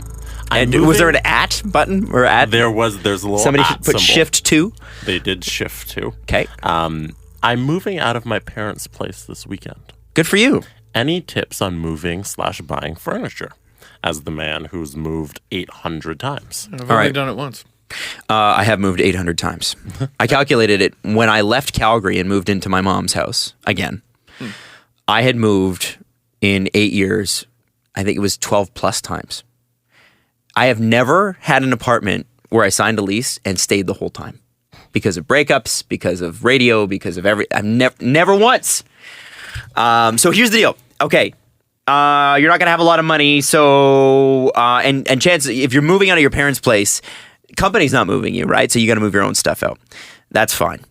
Get as many friends involved as you can. Buy them pizza and beer. That's important. That's number one. You need a team of people to help you. Okay. We helped someone move on the weekend, and because there was like 15 of us, it was super efficient. Flew through it. It was a lot of fun. Yep. Good chance to hang out with your friends. So if you got good friends who are reliable, get them to show up early. You'll be done by 2 p.m. You won't have a lot of stuff. Number 2, the most important thing that you can do when moving is getting your house to functional. So wherever you're moving to, you will find that if you add stress to yourself, if you don't have internet ready, if you can't find dishes, that sort of thing. What functionally do I need every day? Focus on that first for your unpacking. Get your kitchen set up, get your internet set up, your TV, and obviously your bed. Those are the first 3 things that you worry about. You know, bathroom, yeah, you need a toothbrush and some deodorant, but what else do you need beyond that, right? It's like and then start to, the rest of it takes time, but get that functional spot first. Figure out what you need on day one. Our Yeah. buddy screwed up. Have you been reading the text? Yeah, he can't find... Can't find his drill. He needs his drill right now for these first few days where he moved to. He needs his drill, doesn't have his drill. Can't find it. Can't find it. If there's anything essential you need in the first 2 or 3 days, you pack it yourself and you put it in your car. You don't put it in the moving truck, you put it in your car. Causes extra stress if you can't, and you won't. The thing is that stress, if you can't find that stuff, it colors negatively the place you've moved into. The whole Because you go, experience. because I've moved into this place and I can't find this, and I'm always hungry. I'm always spending money on food because I can't cook, because I can't find my pots and pans. That stuff's important. So make sure you do that, because you don't want to put undue stress on yourself early on. The last thing I would say is make sure, if you can, get in and clean the place before you move into it. It's so important that you're going to move couches and you're going to move beds and you're going to do that stuff.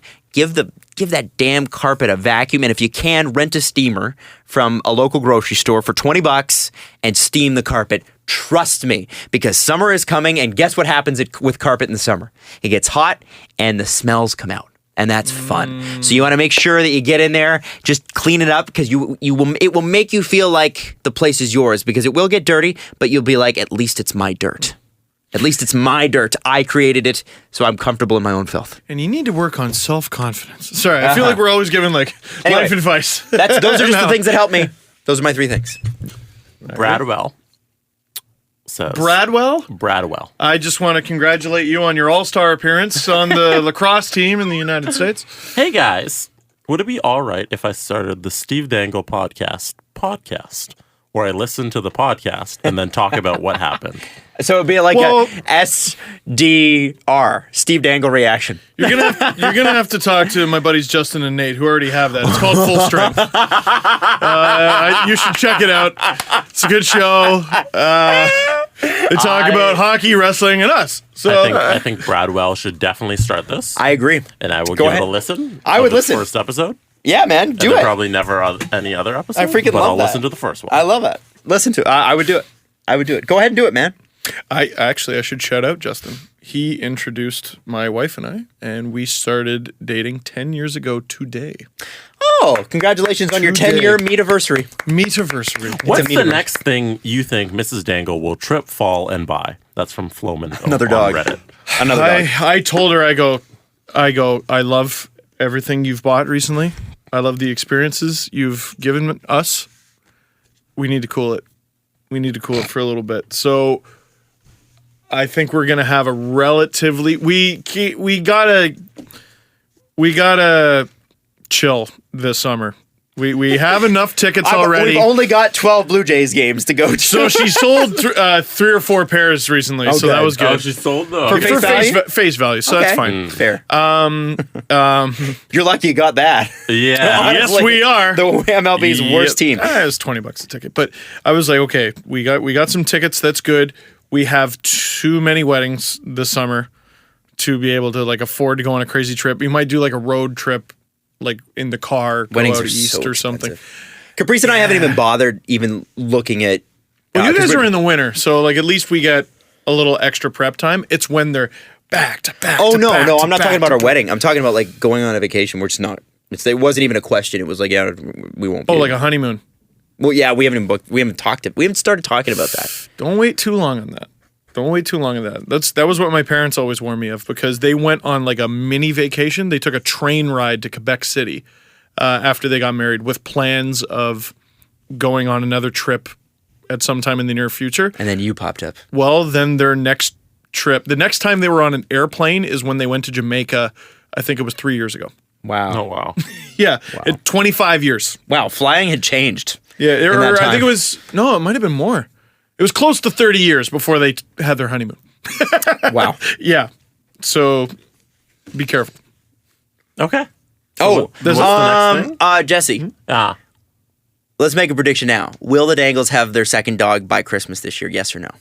100% yes. No. You think yes? Yeah. Guaranteed. See, I think I love Steve, and I know he's going to fight this, but I think he might get overruled on this one. Like, I think it might just pop into your lap. I don't right. think it's a choice. Yeah, I don't She's think gonna it's a come choice home with either. one? Yeah, I think it's more of she's I think she's going gonna to give you a do power. it. She's gonna power move you, man.